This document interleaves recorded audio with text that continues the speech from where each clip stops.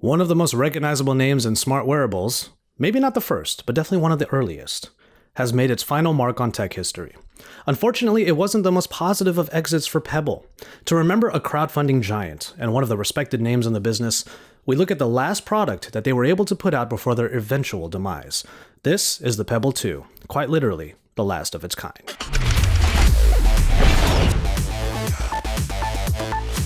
Hey, it's Josh and Vergara from Android Authority. What's going on, everybody? And I'm here to bring you a review of this, the Pebble 2. Now, this is the very last one that they're going to make because much of what made Pebble, Pebble got acquired by Fitbit.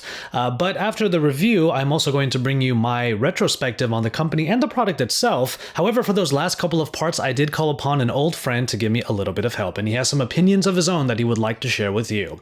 It's Mr. Mobile himself, Michael Fisher. This is the disembodied voice of Mr. Mobile. Thanks for having me, Josh. But first, let's get into the review. The Pebble 2, one of 3 different products that were part of the last Kickstarter campaign, was the base model watch, but served as the example of Pebble's movements forward in software and hardware. The watch body bears quite a bit of resemblance to the original Pebble, but sports a larger screen, which is of course a welcome addition. All the buttons do pretty much all the same things as they did before and still have that satisfying click. The main addition to the Pebble 2 is the heart rate sensor, a move into the health segment that started with Pebble Health in previous watches. Pebble software underwent a number of positive changes over the last year, and it all looked great on the larger display, despite its lack of color that was reserved for the Pebble Time series. Honestly, that might be the one part that was a little bit depressing, is that for me, I really wanted the Pebble Time 2. It's the follow-up to what has been one of my favorite smartwatches of all time, but that's all a thing of the past now. With Fitbit acquiring much of the company, the future of existing Pebble devices will run into 2017 with no word on what will occur after. If you do have a Pebble 2, cherish it. It is quite literally the very last of its kind now. And that's kind of sad because Pebble was one of those products that you actually wanted to see succeed. A lot can be said about the company itself and how everything was handled, but for a product like this smartwatch, it thought differently from the other ones and it was still incredibly effective. Swipes and taps on Android Wear tend to have a small margin of error and you could get into some trouble there. Meanwhile, the buttons on the Pebble in particular were always so reliable and got you exactly where you needed to go. Not to mention the community that Pebble garnered over its tenure. So many loyal developers came to Pebble because they felt like a group separate from those who flocked to the giant companies and their existing fan bases. Pebble stood alone, and it supported users and developers with a fervor that was palpable in the Pebble App Store and in the subreddit. And it wasn't as if Pebble was a walled garden either. It even leveraged the open nature of Android Wear and used its backend to provide voice and canned actions used in notifications. And all of this fun was set to continue with an all-new piece of Pebble tech called the Core, the Pebble Time 2, and this, the Pebble 2. Mr. Mobile here. I never got to spend time with the Core or the Pebble Time 2, but I was delighted enough by my experience with the standard Pebble 2 that I don't think I missed out on much. Josh already covered most of the Pebble 2's bits and pieces, so I won't retread them. Instead, I'll tell you what I loved most about this upgrade. Pebble didn't sacrifice its fundamental simplicity. Part of that is the aforementioned preference for tactile buttons over touchscreens. And part of it is the use of well-designed software. Some may find the animations a little cutesy, I get it, but to me, they gave Pebble a personality that's missing from other wearables. That, plus the small footprint and rock-solid notification reliability, is something I'm really gonna miss. Plus, and this is a little more subjective, I feel like Pebble gave itself a license to be geeky in a way that most of its competitors are a little too shy to do. So Pebble is no more, and we're just gonna have to deal with that, at least eventually. Fitbit has said that existing Pebble devices are going to work through 2017, and I plan on wearing this proudly throughout the year. But, especially after 2017, where does that leave us with other smartwatches? Well, there are a lot of choices out there, but I do find myself, because I was a Pebble fan, looking for alternatives that have out-of-the-box thinking, especially when it comes to navigation. Fully touchscreen watches aside, there is a main player I actually really enjoy. The Samsung Gear S2 and S3. Its rotating clicky bezel is one of the most unique and still funnest ways of getting around a smartwatch today.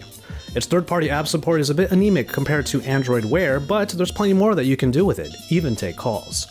The problem? Price. At $349, it is not a direct alternative to Pebble, but instead a highly premium option. More cost-effective choices could come from lesser-known companies, and one that we are currently testing is the TicWatch 2. It isn't heavy on physical controls, but it does bring a different form of navigation. There's a touch-sensitive panel on the side that users can tickle in order to scroll up and down on the interface, and it is powered by a full version of Android. Our full review of the TicWatch 2 is coming soon, but check that price, $179 for a display-forward smartwatch that packs all the features you'd expect. Now, I haven't played with the TicWatch 2, so I'm going to fall back on an old standby. Vector first caught my eye over a year ago.